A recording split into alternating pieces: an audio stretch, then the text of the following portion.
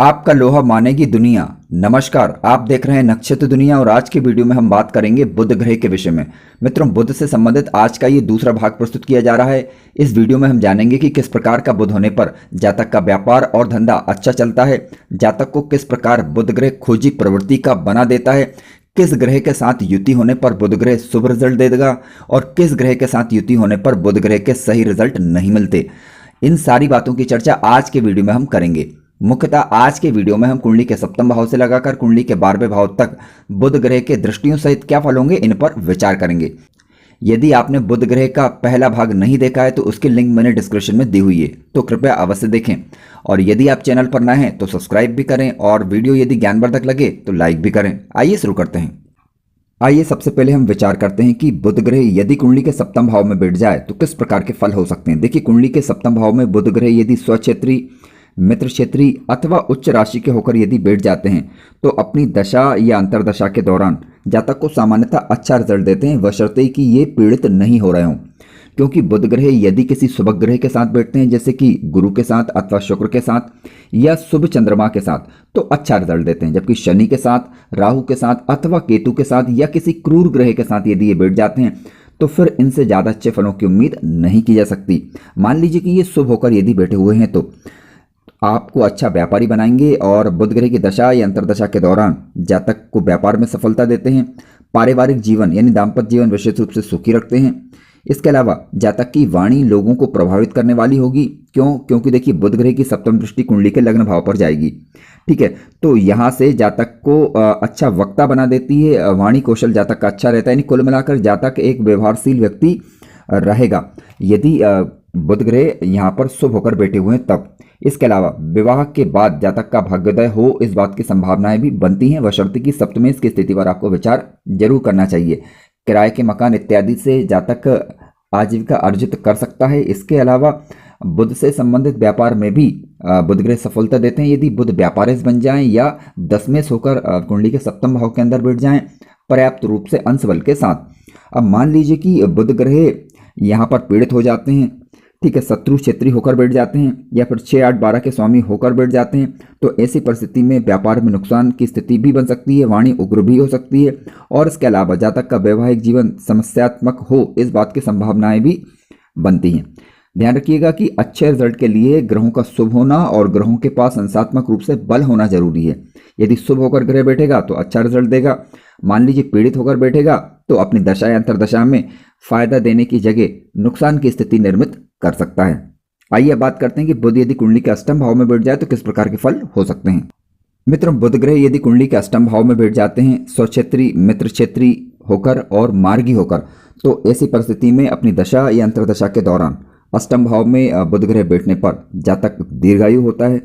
ठीक है, इसके अलावा अच्छा न्यायाधीश हो सकता है, धर्मात्मा हो सकता है, सरकारी संस्थाओं के द्वारा सम्मानित ऐसा जातक हो सकता है, क्योंकि बौद्धिक होगा और सूर्य भी यदि साथ बैठ जाए तो ऐसी परिस्थिति में ये बुधादित्य योग का निर्माण करेगा और अष्टम भाव में बुधादित्य योग का निर्माण काफ़ी अच्छा रिजल्ट देता है, यानी विशेष रूप से जातक को एक शोधार्थी बना देता है। अब चाहे वह विद्याधन की बात चल रही हो या विद्याधन की बात ना चल रही हो, दोनों स्थिति में कम से कम जातक की जो बुद्धि होगी वह खोजी किस्म की ये बना देता है। जातक धनवान भी होगा। दशांतरदशा के दौरान ऐसे जातक को बुध ग्रह धन लाभ भी देंगे और वाणी लाभ भी देंगे, जिसके कारण जातक एक अच्छा वक्ता हो सकता है, इस बात की संभावनाएं बनती हैं। अब मान लीजिए कि बुध ग्रह यहाँ पर पीड़ित हो जाएं, नीच राशि के होकर बैठ जाएं, शत्रु क्षेत्री होकर बैठ जाएं या किसी भी रूप से अकारक ग्रह बनकर पीड़ित भी हो जाएं, तब जातक का नैतिक पतन हो, जातक बुरी संगति अपना ले या जातक की वाणी कड़वी हो या जातक किसी ऐसे रास्ते को अपनाए जिससे कि समाज स्वीकार ना करे, तो ऐसी स्थिति भी निर्मित कर सकता है यदि पीड़ित या नीच राशि के होकर बैठ जाएं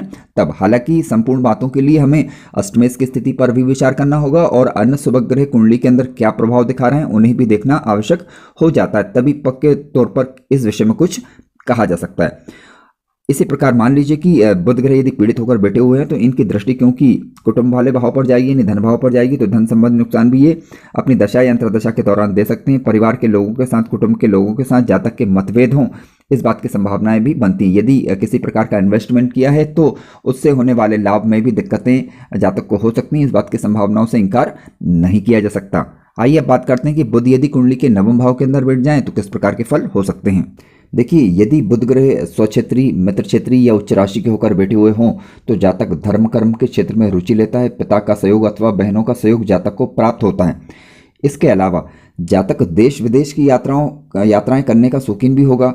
अच्छा विद्वान समझा जाएगा, क्योंकि बुद्धि का कारक ग्रह जब भाग्य भाव के अंतर्गत बैठ जाएगा तो जातक को भाग्यवान भी बनाएगा और जातक अपने बुद्धि बल के माध्यम से अपने भाग्य का उदय करेगा। इस प्रकार की स्थितियां निर्मित हो सकती हैं। यानी किसी भी प्रकार के बौद्धिक कार्य से जातक जीवन में तरक्की कर पाता है, इससे इंकार नहीं किया जा सकता। हालांकि इसके लिए आपको गुरु ग्रह की स्थिति, पंचमेश की स्थिति और भाग्येश की स्थिति पर विचार जरूर करना चाहिए। लेकिन बुद्धि के कारक ग्रह क्योंकि बुध ग्रह माने जाते हैं, इसलिए बुध का सहयोग इन चीज़ों में निसंदेह प्राप्त हो जाया करता है।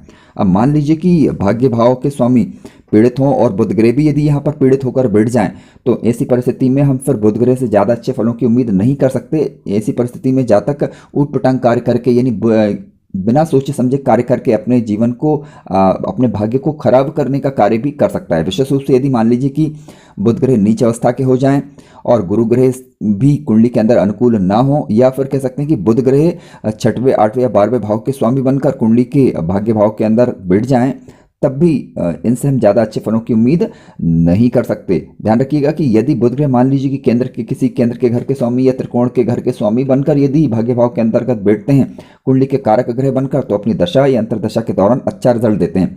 यदि ये मार्गी होकर बैठे हुए हैं तो ज़्यादा अच्छा रिजल्ट दिखाई देंगे। वक्री होकर यदि बैठ जाएंगे, नीच राशि के होकर यदि वक्री होकर बैठ जाते हैं तो इनकी अशुभता में कमी आती है। और मान लीजिए कि ये कारक ग्रह बनकर मित्र क्षेत्री, स्वक्षेत्री होकर यदि वक्री हो जाते हैं तो इनकी शुभता में कमी आती है। तो ये निर्भर करेगा कि बुध ग्रह किस अवस्था के होकर बैठे हुए हैं।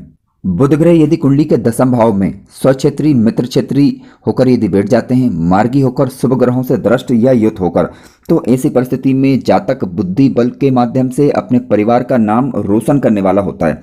शासन प्रशासन से ऐसे जातक को लाभ प्राप्त होता देखा गया है। अब मान लीजिए कि बुध के साथ यदि सूर्य भी बैठ जाए तो ये काफ़ी शुभ संयोग निर्मित कर देता है। जातक एक अच्छा लेखक हो सकता है, अच्छा सलाहकार हो सकता है, अच्छा वक्ता हो सकता है, अच्छा मोटिवेटर हो सकता है। इसके अलावा लोगों को ट्रेंड करने वाला ऐसा जातक कहा जा सकता है। यानी कुल मिलाकर अपनी उसकी एडवाइस से दूसरे लोग भी लाभ उठाएं, इस प्रकार का जातक को बुध ग्रह बना देते हैं। जातक अच्छा शिक्षक हो सकता है यदि पंचमेश और नवमेश की स्थिति शुभ हो और गुरु ग्रह की स्थिति अनुकूल हो। जातक अच्छा पटकथा लेखक हो सकता है, यानी किसी भी प्रकार के लेखन कार्य और किसी भी प्रकार के बौद्धिक कार्यों के दम पर जातक कार्य कर सकता है, तरक्की जीवन में अर्जित कर सकता है। यदि अन्य ग्रह भी सपोर्ट करते हैं तो बुध ग्रह की ये स्थिति काफ़ी अनुकूल होती है और जीवन में तरक्की प्रदान करने वाली मानी गई है। और मान लीजिए कि बुध ग्रह यदि शुभ ग्रहों के साथ दृष्टि या युत हो जाए तो ऐसी परिस्थिति में काफ़ी अच्छा रिजल्ट बुध ग्रह की दशा या अंतर्दशा के दौरान देखा जा सकता है।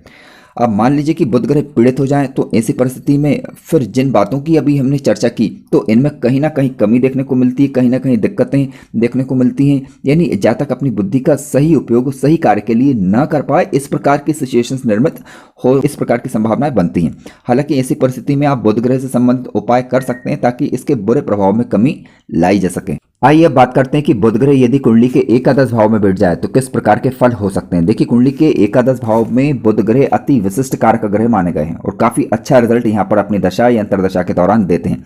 यदि ये स्वक्षेत्री, मित्र क्षेत्री, उच्च राशि के होकर और मार्गी होकर यदि बैठ जाते हैं कुंडली के कारक ग्रह बनकर तो काफी अच्छा रिजल्ट देखा जा सकता है। फिर होता क्या है, देखिए बुध ग्रह यदि कुंडली के लाभ भाव के अंतर्गत बैठेंगे तो बड़े भाई बहनों से जातक को लाभ प्राप्त होता है। जातक उनका सहयोग करने वाला या सहयोग पाने वाला होता है। जातक सदाचारी होगा, बुद्धि विवेक के दम पर अपने जीवन को उन्नत करेगा।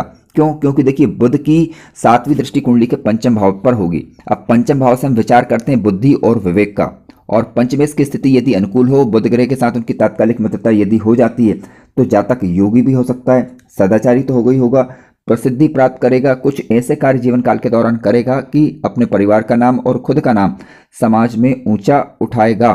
और बौद्धिक कार्यों से विशेष रूप से जातक को लाभ होता देखा गया है, क्योंकि कुंडली के 11वें भाव से हम इच्छा पूर्ति, मनोरथ पूर्ति का विचार भी करते हैं। अब क्योंकि यहाँ पर मनोयोग के कारण, यानी मनोयोग से कार्य करने के कारण जातक न केवल अपने आप को ऊपर उठाता है बल्कि अपना जीवन भी उन्नत करने का प्रयास ये करता है। अब मान लीजिए कि पंचमेश पीड़ित हो जाएं और बुध भी पीड़ित हो जाएं, तो फिर ऐसी परिस्थिति में हम अच्छे फलों की उम्मीद ज़्यादा नहीं कर सकते, वरन वह अपनी शिक्षा का लाभ या अपनी बुद्धि विवेक का लाभ जीवन को उन्नत करने में नहीं ले पाता। इस प्रकार की स्थितियां निर्मित हो सकती हैं। हालांकि ये बुध जातक को जीवन काल में पर्याप्त रूप से धन संपदा दिलाने में मदद अवश्य करेंगे, लेकिन ये पीड़ित नहीं होना चाहिए। आइए अब बात करते हैं कि बुध ग्रह यदि कुंडली के 12वें भाव के अंदर बैठ जाए तो किस प्रकार के फल हो सकते हैं। देखिए, बुध ग्रह यदि 12वें भाव में स्वक्षेत्री, मित्र क्षेत्री, उच्च राशि के होकर मार्गी ग्रह बनकर यदि बैठते हैं, कुंडली के कारक ग्रह बनकर, तो जातक अपनी वाणी का सदुपयोग करता है, आध्यात्म के क्षेत्र में जातक रुचि लेता है, दयावान होगा, परोपकार करने वाला होगा, विदेश के माध्यम से जातक धनार्जित कर सकता है, लेखन के क्षेत्र में, कला के क्षेत्र में या किसी भी प्रकार के बौद्धिक कार्य से जातक दूर स्थानों से जुड़कर धनागमन कर सकता है। अब मान लीजिए कि बुध ग्रह यदि नीच अवस्था के हो जाएं, पीड़ित हो जाएं या वक्री हो जाएं, यानी स्वक्षेत्री मित्र क्षेत्री होकर यदि वक्री हो जाते हैं या फिर पीड़ित हो जाते हैं क्रूर ग्रहों के द्वारा या पापक ग्रहों के द्वारा दृष्ट या युद्ध हो जाते हैं, तो ऐसी स्थिति में मानसिक अशांति रह सकती है। जातक समय पर अपनी वाणी का सदुपयोग न कर पाए, बुद्धि का व्यय करे, यानी व्यर्थ के कार्यों में अपना समय नष्ट करे, जातक का व्यवहार उग्र हो, बुरी लत का शिकार वह हो जाए या शत्रुओं के द्वारा परेशान हो जाए या कर्ज के माध्यम से जातक परेशान हो जाए। इस प्रकार की स्थितियां निर्मित हो सकती हैं दशा या अंतर्दशा के दौरान। हालांकि सारी स्थितियों पर गौर करने के लिए कुंडली का विश्लेषण जरूरी है, तभी हम किसी विषय पर स्पष्ट रूप से कुछ कह सकते हैं कि वास्तव में इस ग्रह से संबंधित क्या दिक्कतें जातक को हो सकती हैं। मित्रों, कार्यक्रम ज्ञानवर्धक लगा हो तो लाइक जरूर करें, चैनल पर नए हो तो सब्सक्राइब भी करें। यदि आप अपनी कुंडली का विश्लेषण करवाना चाह रहे हैं तो दिए गए व्हाट्सएप नंबर पर व्हाट्सएप करें। शुल्क इत्यादि की जानकारी आपको व्हाट्सएप के माध्यम से प्रदान कर दी जाएगी। धन्यवाद।